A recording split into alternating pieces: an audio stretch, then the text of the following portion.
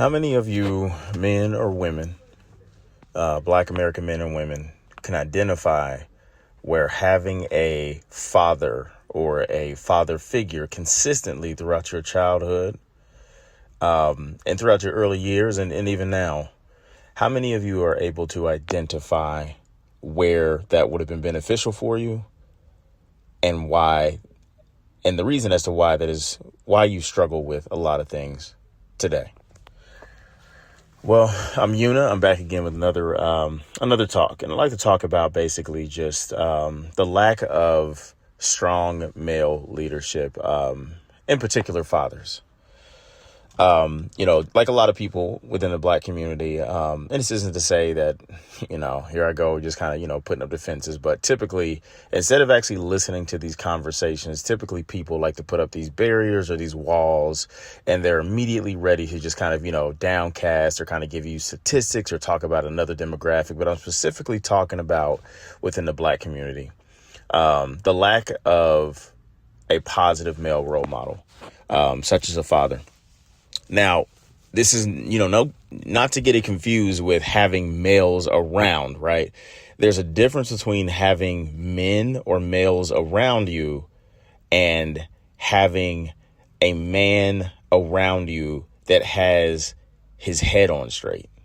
Okay, so, a father can be there present.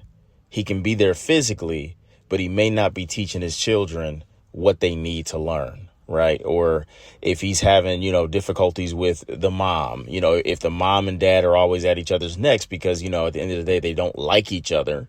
They don't actually love each other. They found themselves in a situation to where they, let, sex be the number one thing that drove them. And they end up, creating offspring together. Then you find yourself in a situation where you literally hate the other person. So you're basically you just have toxicity on display 24/7 in front of your children. Well, I can tell for myself that, I did not have a relationship with my dad. My mother took me and my siblings out of the situation with my dad because she just felt like it just wasn't a good situation for us to be in. Now, she never talked about anything such as like physical abuse.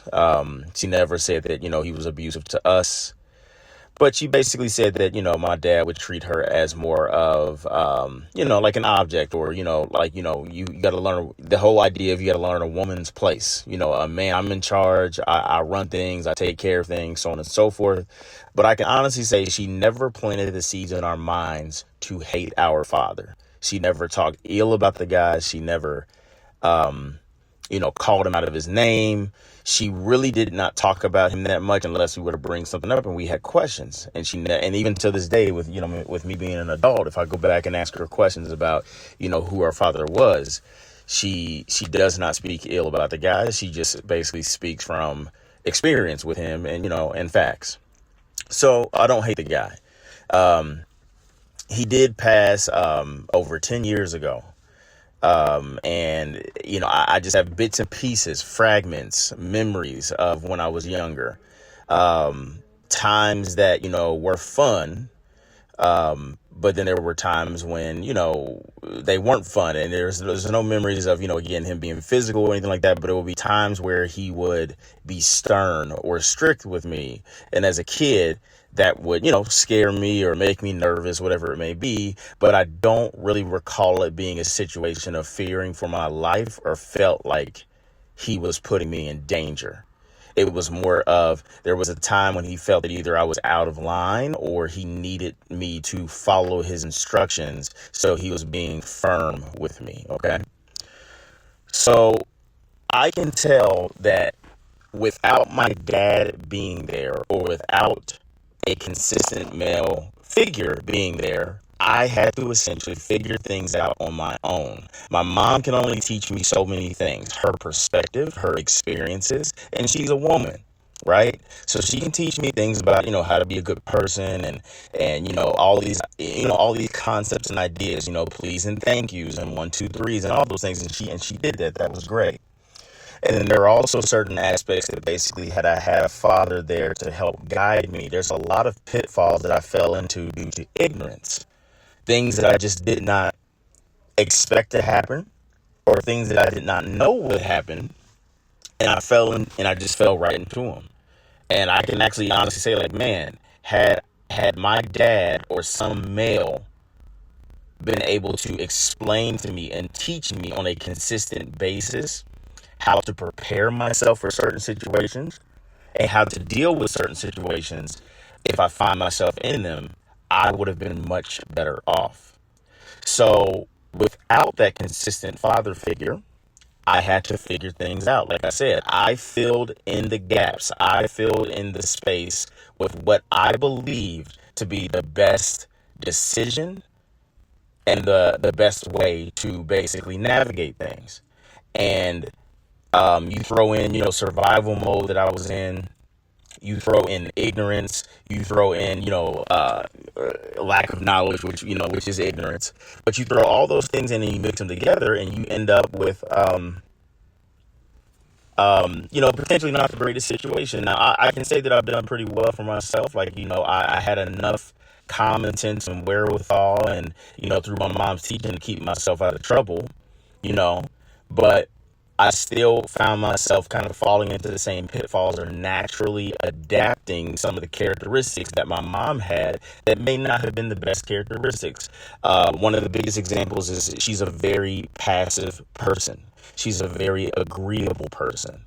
So she internalizes a lot and doesn't have the confidence to basically be able to stand there and say, hey, I don't like what you're doing. Or, hey, this is how I want things to go. Or basically have that confidence to walk away from a situation before it gets to be, too negative. I picked up a lot of that from her. There were times when basically I wanted to tell someone off, or I wanted to express how I felt. But there was this fear, but also this lack of confidence in basically being able to achieve that. You could say all day, well, you should have just pushed through it. You should have, and sometimes that would happen, but it would be basically as a result of me being so angry and get to a boiling point where I've basically had enough of feeling like I'm basically, being taken advantage of or being walked all over, that I will be so angry and I would finally just, bite, essentially, you know, and that is not, how a man is supposed to operate, or at least as I understand it, and that's how I feel. You don't want to go around being emotional all the time and, letting everything trigger you and make you mad and make you upset. But I didn't gain that confidence and that ability to speak up for myself until much later in life, when that would have been something that I definitely could have used as I was growing up, especially in those terrible environments that I had to survive in. Being able to stand up for myself and have that confidence, having these, tough love talks, which, essentially when you have tough love talks from niggas, black males that are there, that are also in survival mode. Their survival mode is literally this whole mindset of like ops. Everything is my competition. So typically, what would they say? Man, fuck these bitches, fuck these niggas. It's on sight. It's everything is confrontational. Everything is angry. Everything is rage. And this is what we're teaching each other. That's not really teaching anybody anything except for how to harness anger and rage and use that as your weapon. And I, explained in one of my previous videos that essentially when it came to me, I had to basically assimilate to a certain degree within my environment that I found was very toxic and dangerous. So I had to embody some of these characteristics. So it never made me want to, walk around, with a gun, or walk around like, beating my chest, looking for trouble or anything like that at all. But it changed my vernacular. It changed the way that I speak, as we refer to code switching now, to basically send out these signals saying, hey, don't mess with me. Don't fuck with me. I'm just as dangerous. I can be just as dangerous as you are. But see, you got a lot of these males nowadays, just like back then. And that's my whole, issue with this, is that nothing changes in our community. That same mindset is alive today. And of course, everybody refers to them as YNs. I'm doing this, I'm recording this right after literally coming out of a barbershop for my haircut. And it's all older people in there, right? 40 and up. 40 and up. And I'm close to 40. I'm 38 myself. I'm not 40 there, but you're talking like 40s, 50s, 60s, you know what I mean? They're up there. And they even know the terminology YN. So everybody refers to YNs as basically these individuals who don't give a shit about life. That's just what it comes down to.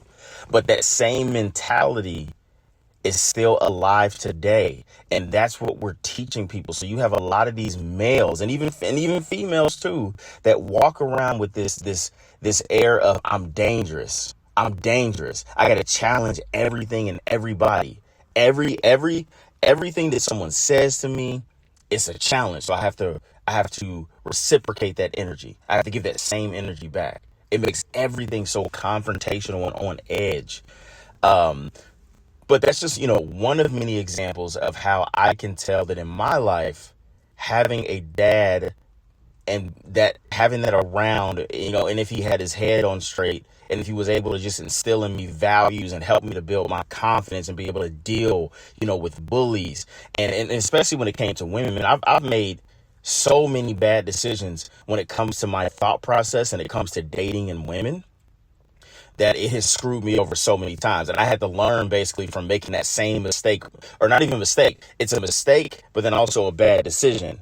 Because unfortunately, a lot of us young men are inundated with this idea. We're inundated with this idea that essentially all women are, not all women, but a lot of women are damaged and they have a lot of trauma due to the type of men they've had to deal with. So if they show you some sort of trauma, you have to be open to them showing you that trauma, and you have to accept their behavior based on that trauma, right? And to an extent, I believe that there is truth to that. I think that basically you need to acknowledge that, this woman has been through a trauma, and with that trauma comes certain characteristics. But as the man, you have a choice on whether or not you want to deal with that woman and her trauma. I'm not saying you kick her to the curb like she's nothing, but if she exhibits certain characteristics as a result of traumas that have been unchecked, that have not been taken care of, that have not been taken seriously, you have every right as the man to walk away from that situation. And the same thing goes for women too.